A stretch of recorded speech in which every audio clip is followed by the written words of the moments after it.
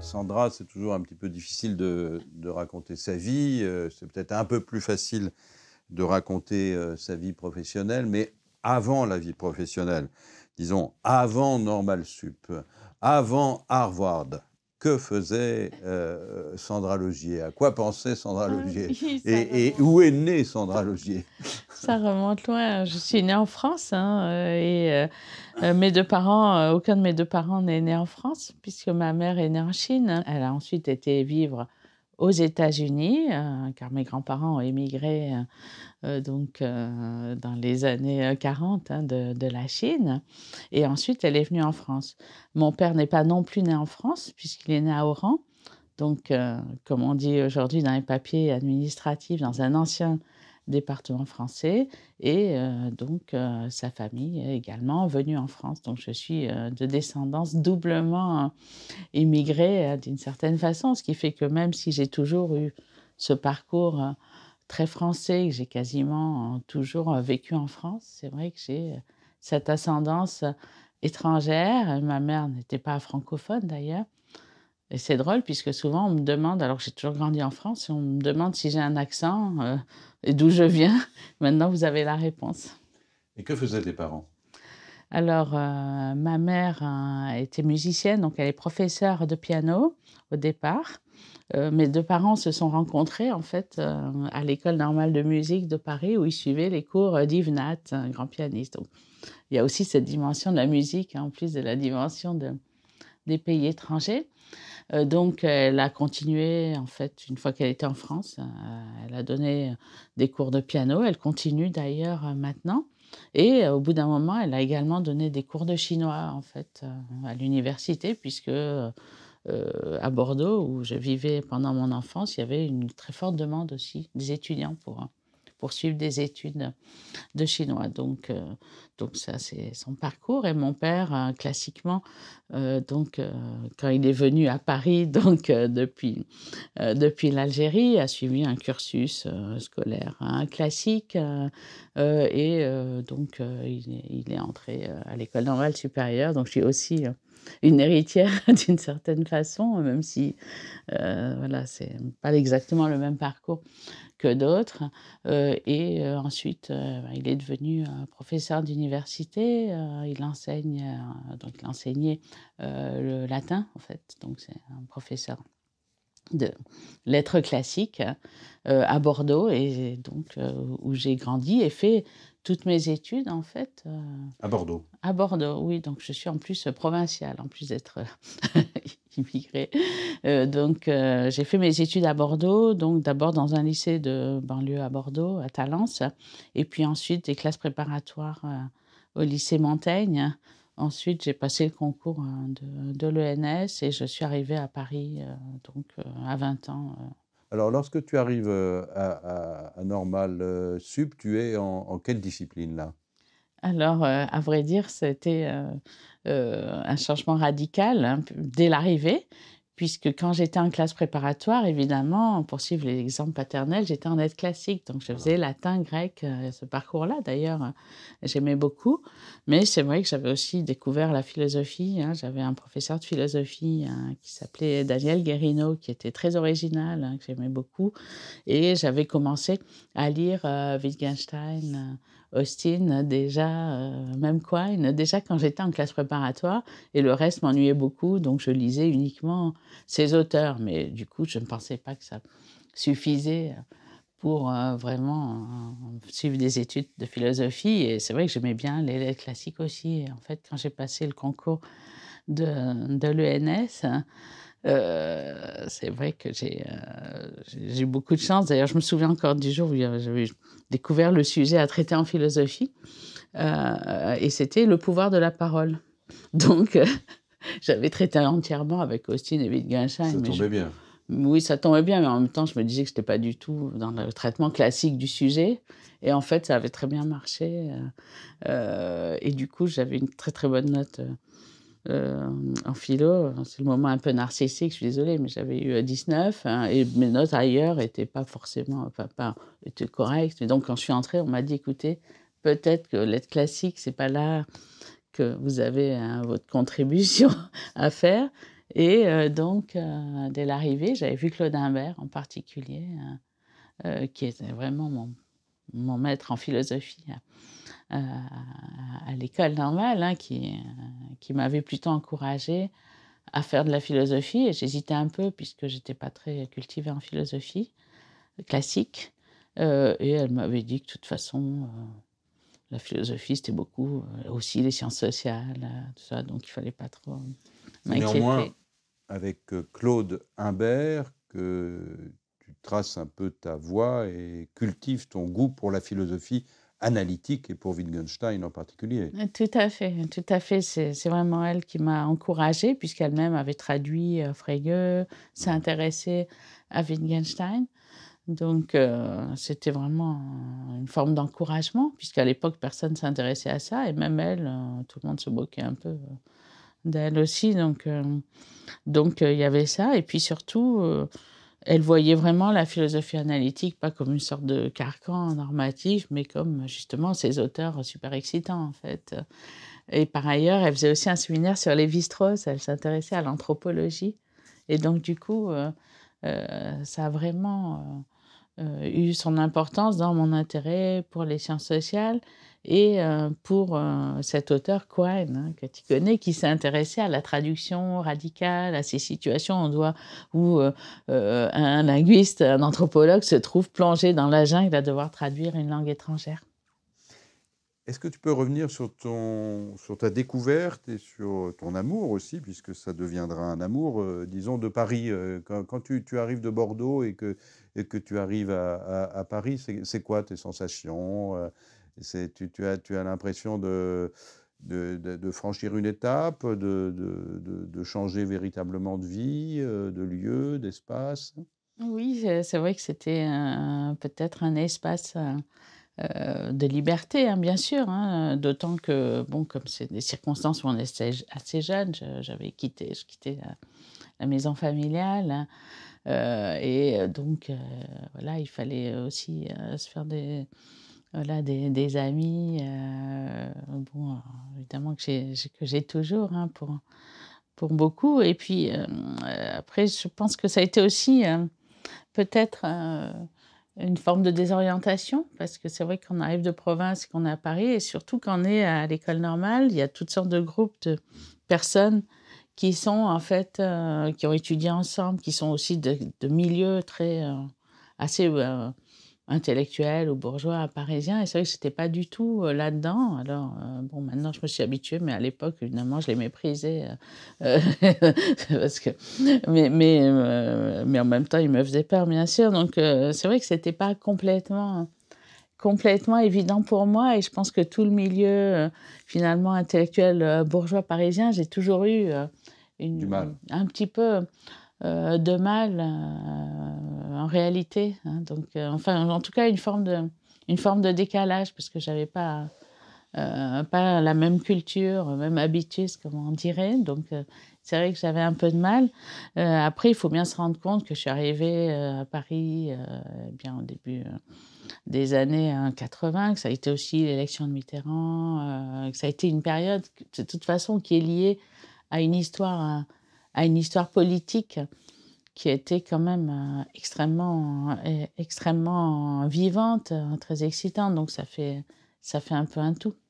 Ce décalage dont tu parles, il faut avouer que c'est une permanence, disons, de l'esprit français. Ça me fait penser à Georges Canguilhem, Oui, qui c'est vrai. était paysan de Castelnaudary, enfin, et qui me disait, Sartre, il m'a pas invité une seule fois au cinéma, il ne m'a pas une seule fois adressé la parole devant ses copains.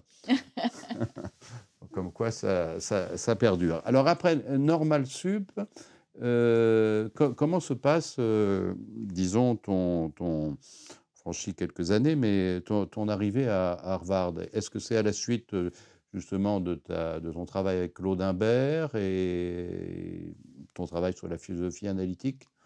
Oui, alors j'avais travaillé, sur Quine, en réalité, c'était une forme, d'obsession presque puisque quand j'y repense maintenant, j'avais fait ma maîtrise, à l'époque il y avait pas les masters, donc ma maîtrise et puis mon DEA, donc sur cette thèse d'indétermination de la traduction de Quine. Donc c'était assez spécialisé. En même temps, j'utilisais Wittgenstein, mais j'étais vraiment dans ce domaine de la philosophie analytique, mais avec cette approche quand même un petit peu tordue, puisque c'était par l'anthropologie.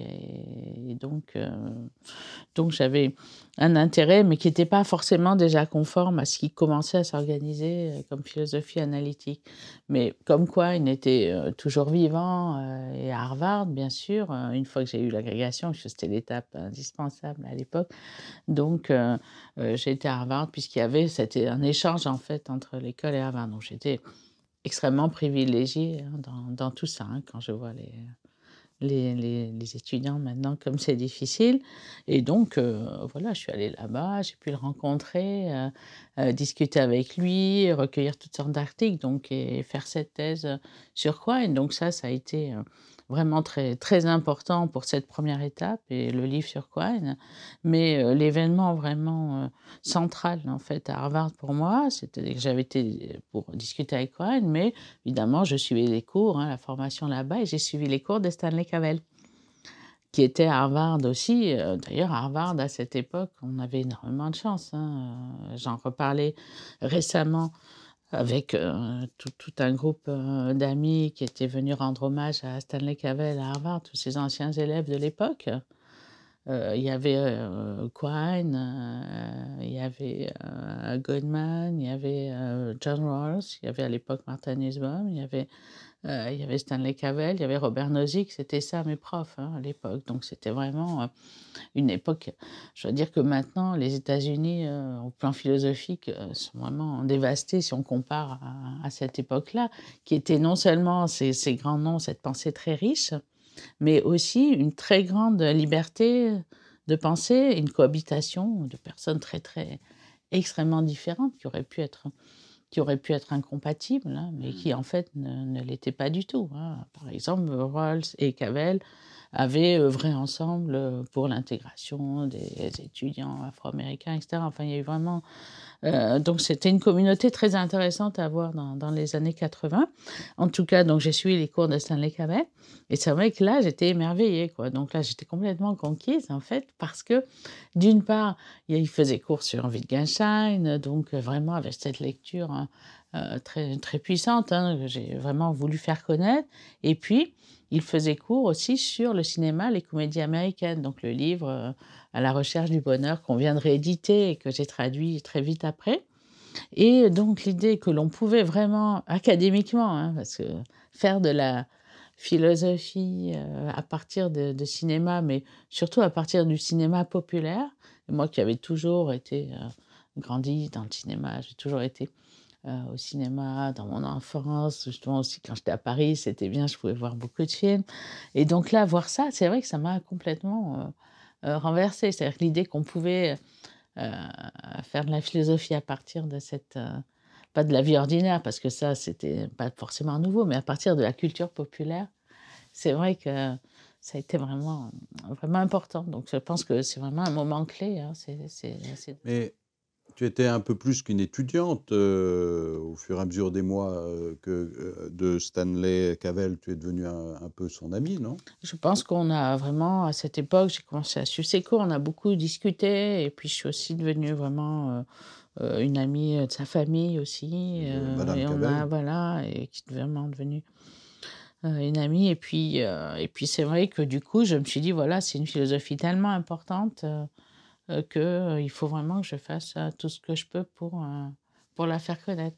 Ce qui est intéressant, j'y repense maintenant, puisque souvent, maintenant, justement, mes Américains me disent: «Mais pourquoi finalement tu n'es pas resté aux États-Unis à ce moment-là?» Mais ça m'a pas traversé l'esprit. Bon, d'abord, c'est vrai qu'à l'époque, j'avais mon mari en France, et j'ai toutes sortes, mais bon, maintenant, c'est plus tellement un obstacle, hein, de nos jours. Mais c'est vrai que je voulais vraiment faire connaître son œuvre en France. Je me sentais vraiment, enfin, cette mission, mais c'était ça que je souhaitais. C'était une vie en France où je faisais connaître cette œuvre-là. Mais tu as réussi, tu es parvenu. quand Ben, même. c'est vrai que mes collègues américains sont jaloux parce qu'ils disent que Cavell, finalement, on en parle beaucoup plus en France, mais grâce à des gens comme toi, mais aussi Irène Théry, enfin toutes sortes Ouais, de gens, ouais. s'ils sont intéressés, beaucoup plus qu'aux États-Unis, en fait, mais pas assez quand même. Pas assez. Et alors, après à Harvard, Harvard, donc c'est quelles années en gros? Alors, c'est 83-85. D'accord. Donc après, qu'est-ce qui se passe? Tu reviens en France? Alors, je suis revenue en France, donc j'ai terminé ma thèse et à l'époque, il n'y avait pas tous les systèmes de soutien aux thèses pour les normaliens, etc. Donc, j'ai enseigné en lycée, en fait, pendant 5 ans et j'ai terminé ma thèse. Et après, j'ai cherché un poste à l'université. Et d'ailleurs, non sans mal, en fait, j'ai mis plusieurs années parce qu'en plus, j'étais en lycée. Puis j'avais une thèse sur Quine qui n'était pas du tout hyper vendable, en fait, à l'époque. Donc, mais j'ai fini par avoir un poste à l'université de Rennes, en fait, comme aide de camp. Donc, c'était vraiment un coup de chance. Donc, euh, et ça a été très bien. J'ai passé 6 ans là comme aide de conf. Et ensuite, j'ai passé mon habilitation assez vite, en fait. Donc, c'était en 98. Et ensuite, je suis devenue professeure à Amiens. Ah, bien. Et là, je suis restée vraiment longtemps, en fait, de 12 ans. Et c'est un endroit que j'ai vraiment beaucoup, beaucoup apprécié parce que c'était une petite université. Et donc, j'ai vraiment pu y développer un projet à moi avec des moyens. J'ai aussi bénéficié d'une délégation à l'Institut universitaire de France, qui est une institution qui donne, en fait, à des jeunes enseignants-chercheurs des moyens pour en développer un projet. Et donc là, j'ai vraiment beaucoup avancé pour faire connaître en fait la philosophie du langage ordinaire, donc Wittgenstein, Austin, etc. J'ai formé beaucoup de doctorants aussi. Et j'ai vraiment avancé voilà, dans ce projet-là qui était cette, euh, Qui cette explique philosophie. que quand tu es invité à l'Université populaire d'Amiens, tu t'y rends. Tout à fait, ils peuvent me demander. Il y a 2 endroits où je dis toujours oui, c'est Bordeaux et Amiens. C'est un mystère, tout le monde, personne ne sait. Par contre, ailleurs, c'est vrai, plus rarement. Enfin, l'Université populaire d'Amiens, c'est une chose. Oui, Bordeaux, c'est pourquoi? Il y a pour également que une... je puisse voir ma famille. Ah bah voilà, oui, ça, c'est la famille. Voilà. D'accord. Oui, Et c'est ce qui explique qu'on se croise à Saint-Émilion aussi, parce qu'en général, quand tu passes exactement, par Saint-Émilion, tu es tout à fait. Puis à Bordeaux. Saint-Émilion, c'est les raisons énologiques que nous connaissons. Alors, après la Picardie, après Amiens, donc là, tu entres définitivement, si je puis dire, Ouais. à la Sorbonne. Oh bah oui, je pense que c'est définitif, hein, c'est le meilleur poste qu'on puisse rêver. Donc oui, en 2010, je suis revenue à la Sorbonne, en effet. Je dis revenue parce que j'y avais étudié Bien sûr. et parfois enseigné comme chargée de cours quand j'étais en lycée. Donc c'est vrai que pour moi, c'était vraiment le lieu naturel. Et puis j'ai repris le poste qui avait été occupé par Jacques Bouvresse et puis Christiane Chauviré. Donc il y avait vraiment une tradition de la personne spécialiste de Wittgenstein. Donc c'est vrai que c'était difficile de rêver mieux. Hein. Donc, Mais tu t'occupes aussi, alors ça, j'ai pas bien compris, tu t'occupes aussi d'un centre où nous sommes rencontrés une fois là près de la rue Pavée. Là, oui, c'est vrai. Alors, quel est ce centre? Alors c'est mon centre de recherche Oui, qui est en fait une unité de recherche du CNRS qui réunit des juristes et des philosophes. Hein. C'est un centre de recherche qui m'a permis, puisque depuis toujours je travaille avec d'autres disciplines, donc c'est un centre qui m'a permis en effet d'organiser une coopération entre ces disciplines. Et donc, du coup, je suis tout à fait... voilà, j'organise toutes sortes de choses là. Et c'est vrai que, comme tu le sais, donc j'ai cet intérêt de base pour la philosophie du langage ordinaire, Austin et Wittgenstein, qui s'orientait vers finalement une réflexion sur tout ce qui est théorie, réflexion autour de la vie ordinaire, donc ce qui a conduit bien sûr à toute cette réflexion sur le care et l'éthique ordinaire. et puis également, bien sûr, aux réflexions sur la démocratie. Donc finalement, à partir de la notion de l'ordinaire, je me suis déplacée vers toutes sortes de champs qui ne sont pas seulement philosophiques, même si, bien sûr, mon apport y est philosophique. Et donc, du coup, j'ai toujours cherché finalement la transversalité, l'interdisciplinarité dans le domaine des sciences sociales, hein, voilà, pas trop. Donc, même quand j'étais à Amiens, j'étais dans un centre de recherche qui s'appelle le CURAP, qui est aussi très, très connu, très dynamique, où il y avait des politistes, des sociologues, donc, et des philosophes. Et donc, là, une fois que j'étais à Paris 1, c'est vrai que j'ai vraiment essayé d'intégrer mon équipe de recherche, qui était seulement en philosophie, à cet ensemble plus large. Alors, Sandra, tu produis beaucoup, tu écris beaucoup de livres, d'articles, tu diriges un centre important, comme tu viens de nous le rappeler. Mais tu es aussi, on appelait ça avant, une femme intellectuelle engagée, alors notamment pendant la campagne présidentielle de 2017 avec Benoît Hamon, mais aussi dans des luttes féministes. Alors comment on passe de la réflexion à l'action? Oui, l'engagement avec Benoît Hamon, c'était finalement une forme que j'ai voulu tenter pour cet engagement de longue date. Bien sûr, féministe, j'ai écrit beaucoup de choses en ce sens et participé à des mouvements. Et puis aussi autour des mouvements de désobéissance civile et d'occupation, auxquels vraiment j'avais accordé beaucoup d'attention et que j'avais soutenu comme justement une forme en fait de production de réflexion sur la démocratie. Donc c'est un engagement qui vient en fait d'une réflexion théorique, bon comme tous les engagements, mais là c'était une réflexion qui consistait à prendre vraiment au sérieux la conception de la démocratie qui émergeait des actions, soit des désobéissants, soit des occupants. Et donc, du coup, c'est vraiment lié à cette conception qui va faire en fait de la politique ou du politique quelque chose qui est en fait une sorte d'enquête collective des citoyens et pas quelque chose qui est pensé par les philosophes. Donc c'est vraiment une façon donc de faire de la philosophie, mais aussi, en effet, du coup, un engagement politique. Je dois dire que c'est une expérience qui est à la fois passionnante et assez naturelle hein, pour moi, mais qui m'a aussi beaucoup appris sur les milieux politiques et philosophiques, dans la mesure où je me suis aperçue malgré tout que lorsqu'on est engagé, alors surtout à gauche, parce qu'à droite, bizarrement, ça fait pas le même effet.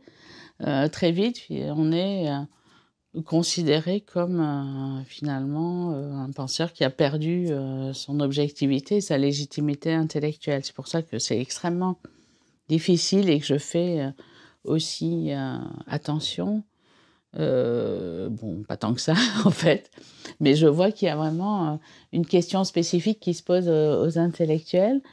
Particulièrement aujourd'hui où le milieu intellectuel est quand même très conformiste et assez marqué, il y a eu un déplacement à droite, il y a une tendance aussi à déconsidérer les intellectuels engagés à gauche en disant qu'ils sont effectivement des militants et pas des penseurs. Donc je pense que, puisqu'on réfléchit aussi au prochain chantier, je pense que ça aussi c'est vraiment une question, alors qu'on pourrait dire épistémique, épistémologique, qui est vraiment à l'ordre du jour pour moi.